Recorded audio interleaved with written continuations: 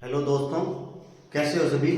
मैं आशा करता हूँ कि आप भी स्वस्थ होंगे, मस्त होंगे।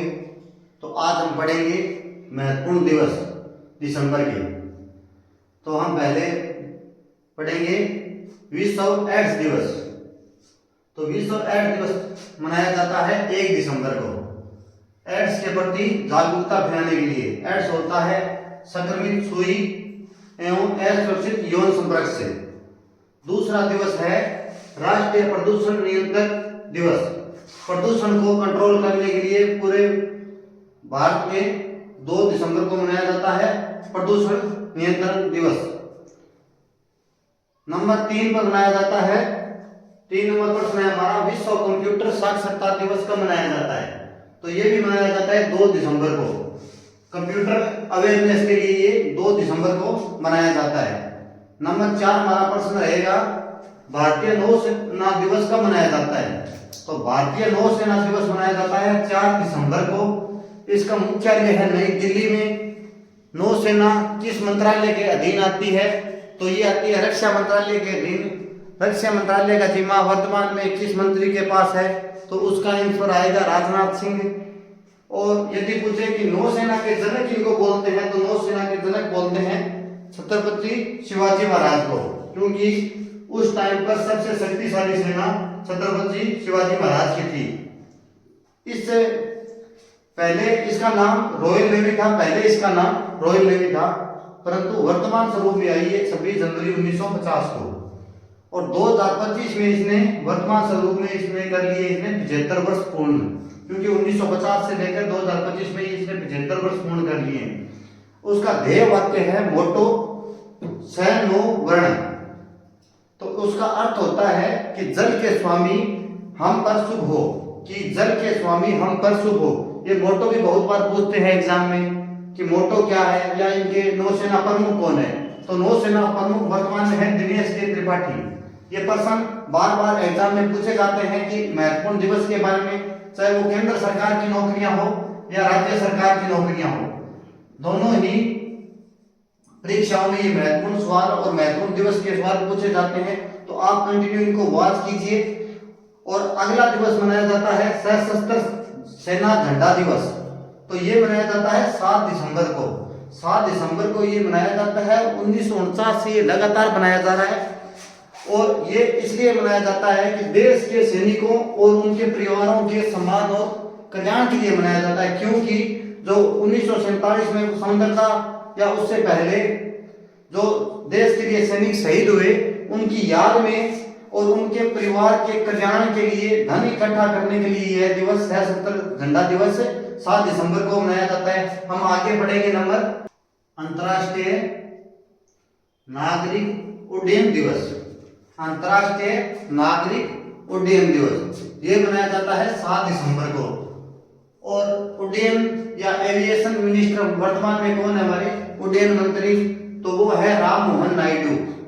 जो हमारे 18वीं लोकसभा चल रही है ना, उसमें सबसे युवा मंत्री मोदी कैबिनेट में राम मोहन नायडू ही है। उनकी पार्टी है TDP, Telugu Desam party. Telugu Desam party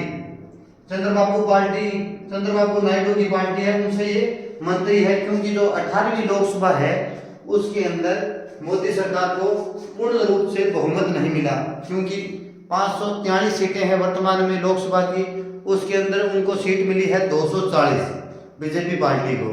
तो उसमें उन्होंने अपने सहयोगियों गठबंधन के सहयोग से सरकार चलाई है, मनाई है 18वीं लोकसभा। उसमें राम मोहन नायडू को मिला है एविएशन मिनिस्ट्री मिली है, और वो सबसे युवा मंत्री हैं मोदी कैबिनेट में।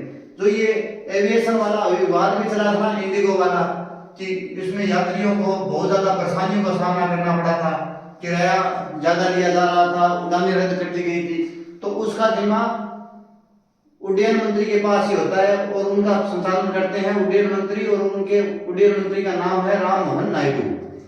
अब मनाया जाता है, अगला पढ़ेंगे, अंतर्राष्ट्रीय भ्रष्टाचार विरोधी दिवस।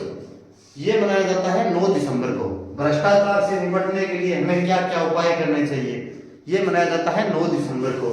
और यदि बात करें वर्तमान में भारत की रैंक करप्शन परसेप्शन इंडेक्स, भ्रष्टाचार धारणा सूचकांक, भ्रष्टाचार धारणा सूचकांक में भारत की रैंक कितनी है? कल हमने पढ़ा था महत्वपूर्ण इंडेक्स, उसमें मैंने आपको बताया भी था कि उसमें आपकी रैंक है 96वीं। अब हम पढ़ेंगे अंतर्राष्ट्रीय मानवाधिकार दिवस। अंतर्राष्ट्रीय मानवाधिकार दिवस मनाया जाता है 10 दिसंबर को। 1948 में यूएन, जिसे बोलते हैं संयुक्त राष्ट्र संस्था, ने मानव के अधिकारों एवं स्वतंत्रता की रूपरेखा तय की कि मानव के वर्तमान में अधिकार क्या क्या है, उनको संरक्षण किस किस प्रकार से दिया जा सकता है, ये तय करने के लिए हमारे प्रतिवर्ष अंतर्राष्ट्रीय मानवाधिकार दिवस 10 दिसंबर को मनाया जाता है। अब हम अगला बात करेंगे विश्व बाल कोष दिवस।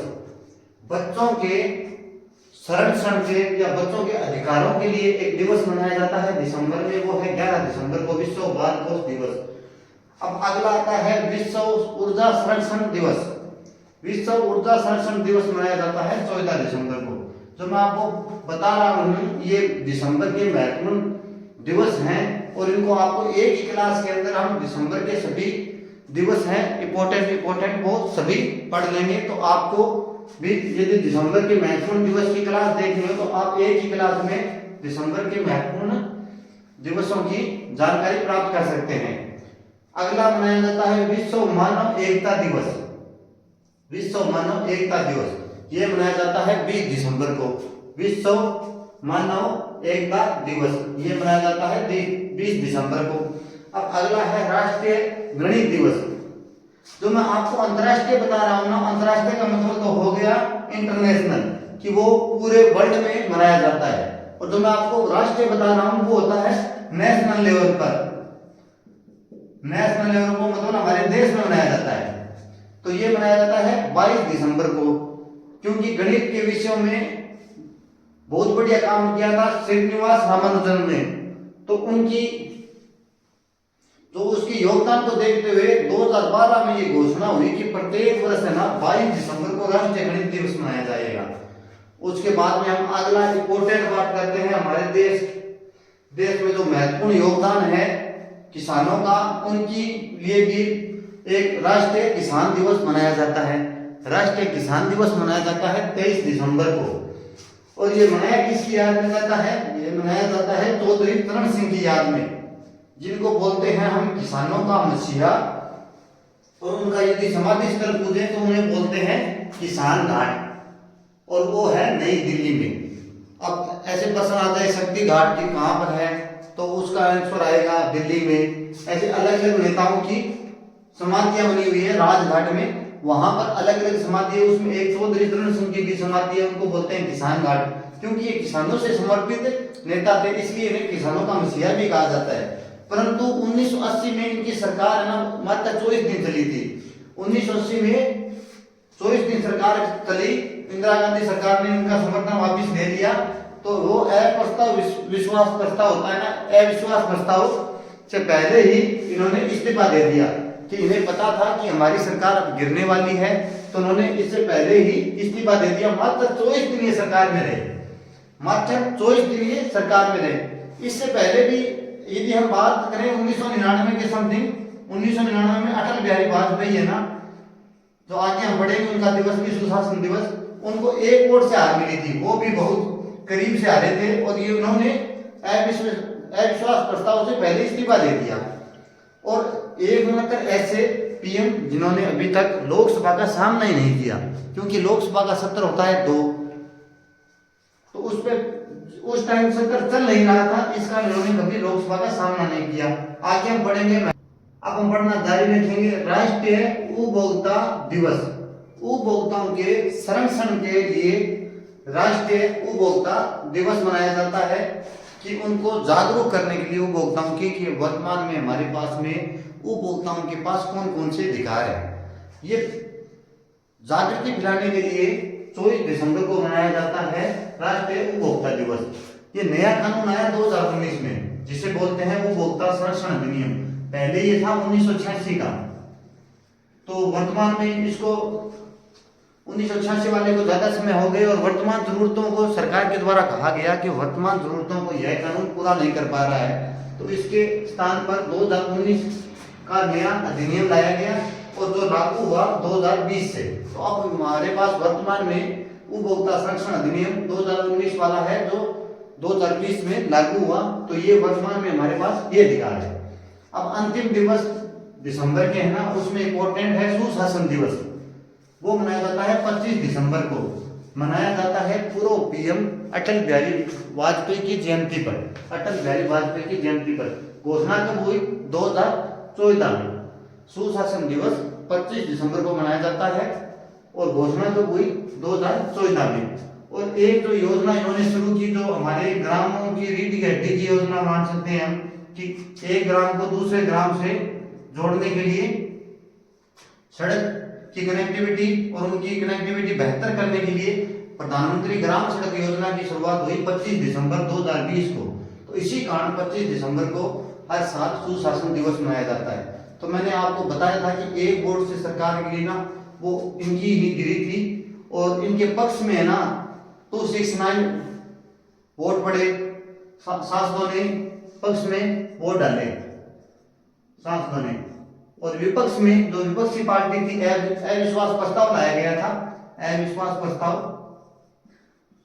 तो वहां पर 270 विपक्ष में वोट डाले गए। तो इसी कारण एक वोट से सरकार गिर गई। जैसे हमारे राजस्थान के कांग्रेस के जो अभी वर्तमान में विधानसभा अध्यक्ष भी रहे थे पिछली सरकार में, सीपी जोशी, वो भी एक वोट से हारे थे। तो एक वोट से ये भी इनकी एक वोट से सरकार गिर गई। तभी तो कहते हैं डेमोक्रेसी में हर चीज की कीमत है। तो आज हमने पढ़ लिया है महत्वपूर्ण दिवस दिसंबर के, और ये सभी प्रतियोगी परीक्षाएं, कोई भी कंपटीशन हो उसमें महत्वपूर्ण सिद्ध होगी। और आप भी इस क्लास को जरूर विजिट कीजिए, हमारे फेसबुक पेज को फॉलो कीजिए, हमारे यूट्यूब चैनल को सब्सक्राइब कीजिए और हमारे साथ अपना प्यार यूं ही बनाए रखिए। Thank you.